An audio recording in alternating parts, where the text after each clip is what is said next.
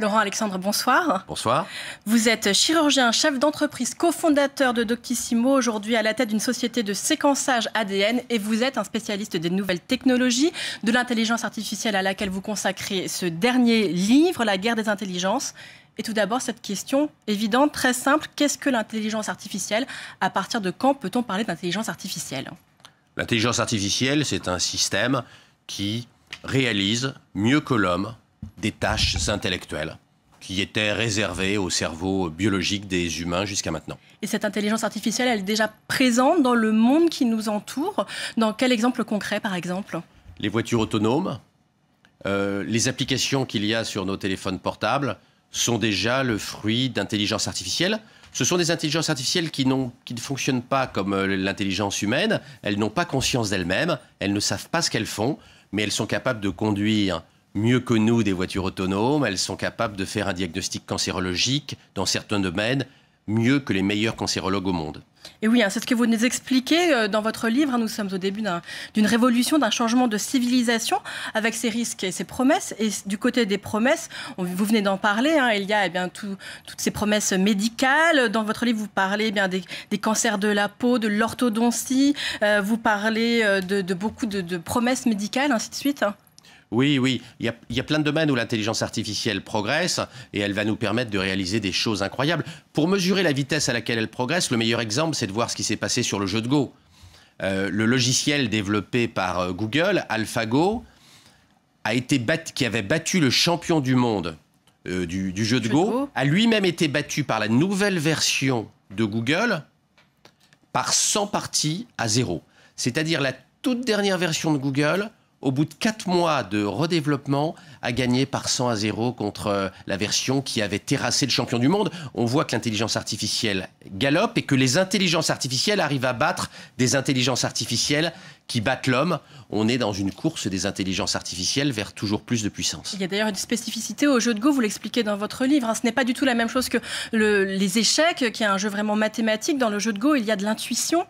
Oui, tout à fait. Et d'ailleurs, le champion du monde du jeu de Go, Kiji, a avoué, après avoir été écrabouillé par Google, que ça avait été une expérience quasi métaphysique pour lui, qu'il avait été bouleversé, qu'il avait compris le jeu de Go sous un jour totalement différent et que le logiciel de Google lui avait permis de comprendre un niveau de complexité qu'il n'imaginait pas possible. On voit que même une intelligence artificielle qui n'a pas conscience d'elle-même est capable de nous bouleverser, est capable de création, est capable d'inventer des choses et à une vitesse qui défie l'entendement parce que les hommes ont mis 3000 ans pour progresser au jeu de Go et la nouvelle version d'AlphaGo a été construite en quelques jours. Et ça ouvre des perspectives incroyables, très inattendues. Par exemple, si on reste sur le domaine de la santé, les géants du numérique, les GAFA comme on dit, travaillent aujourd'hui pour Microsoft à l'éradication du cancer. Facebook, nous le racontez-vous, à l'éradication de toutes les maladies humaines, horizon 2100.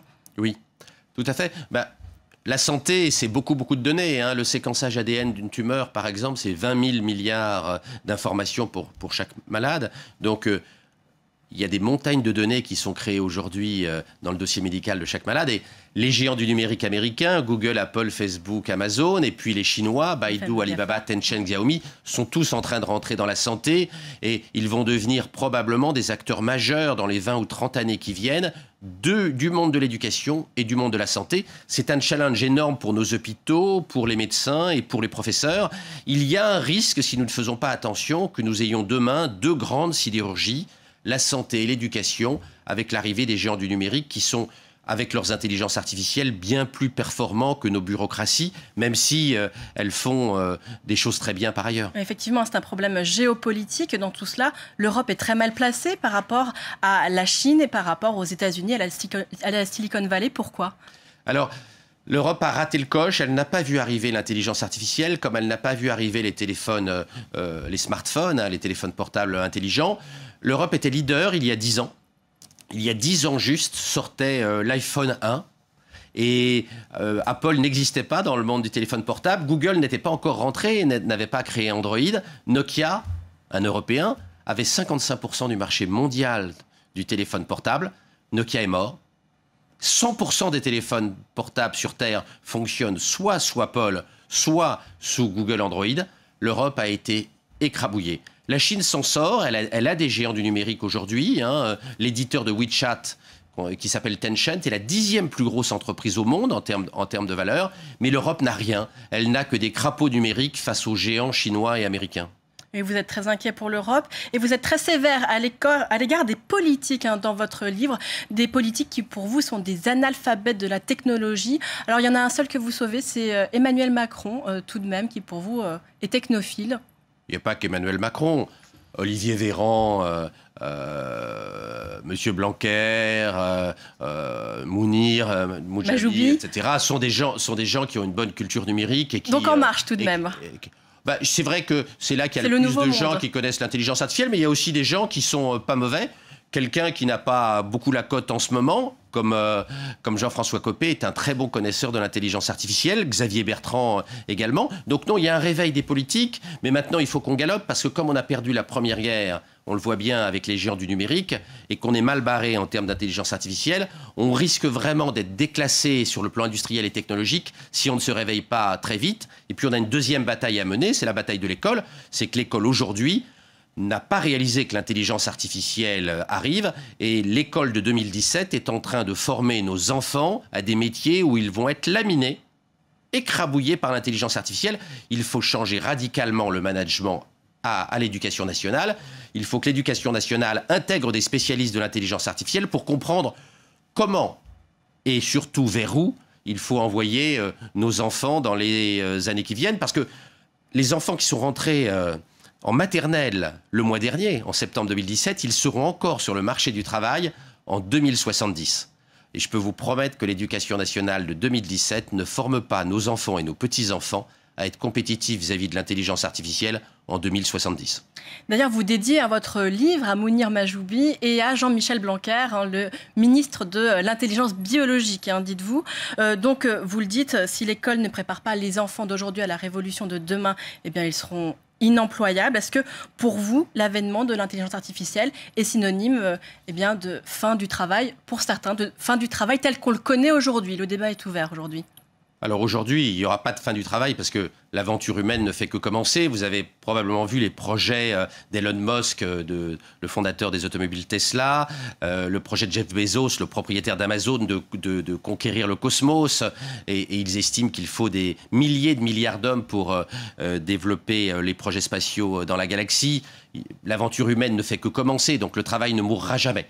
En revanche, ce qui n'est pas sûr du tout, c'est que nous ayons le temps de former les gens qui aujourd'hui vont être dépassés par l'intelligence artificielle pour aller vers des nouveaux métiers. Et comme l'école a pris énormément de retard, il y a le grand risque qu'on arrive à ce que décrit le philosophe israélien Harari dans Homo Deus, c'est-à-dire des dieux qui maîtrisent l'intelligence artificielle et des inutiles qu'il appelle les useless en anglais, et qui seraient abandonnés par le système parce que incapables d'être compétitif face à l'intelligence artificielle. Il faut vraiment que l'école se modernise très vite. Aujourd'hui, l'école est un monstre bureaucratique avec des querelles syndicales. C'est pas le sujet du moment. C'est pas de se battre entre syndicats rue de Grenelle qui compte. C'est de sauver l'avenir de nos enfants en modernisant l'école et en les rendant compétitifs face à l'intelligence artificielle. Et ça suppose un changement complet de gouvernance de l'éducation. Quel regard portez-vous sur le revenu universel? On le sait, notamment au niveau des GAFA, et sans parler du débat qu'il y a eu ici en France, notamment soulevé par Benoît Hamon. En tout cas, les géants du numérique américain sont favorables à un revenu universel temporaire, un tampon pour permettre aux personnes qui ne sont pas adaptées, qui pourraient se convertir. Je suis favorable, bien sûr, à une indemnisation du chômage et à une formation tout au long de la vie pour que les gens puissent s'adapter aux chocs technologiques. En tant que médecin, en tant que spécialiste du cerveau, je pense que ce serait une monstrueuse connerie de développer le revenu universel permanent, pour une raison très simple, c'est que le cerveau s'atrophie quand il ne travaille pas, et qu'on a vu, par exemple, chez les chauffeurs de taxi londoniens, quand Waze est arrivé, vous pensez que les personnes qui auraient le revenu universel ne travailleraient pas? Ils ont cessé de retenir le plan de Londres. Eh bien, on voit au scanner et à l'IRM un effondrement de la taille de l'hippocampe, qui est la zone chargée de la mémoire dans le cerveau. Si nous travaillons moins, on va atrophier le cerveau des gens qui ont déjà des difficultés à être compétitifs face à l'intelligence artificielle. Je pense que c'est une vraie fausse idée. Je pense que c'est un piège politique. Ce serait une monstrueuse ânerie de développer le revenu universel. on aurait simplement des publics de plus en plus fragiles et de plus en plus incapables de rentrer sur le marché du travail parce qu'ils auraient de réelles atrophies du cerveau. Il faut au contraire réformer le système de formation, éduquer les gens, les rendre compétitifs face à l'intelligence artificielle. Il faut développer le cerveau et pas mettre les gens au rebut, au revenu universel. Merci beaucoup Laurent Alexandre d'avoir répondu à mes questions. Et donc je rappelle le titre de votre livre, La guerre des intelligences, un livre assez vertigineux sur l'intelligence artificielle. Merci.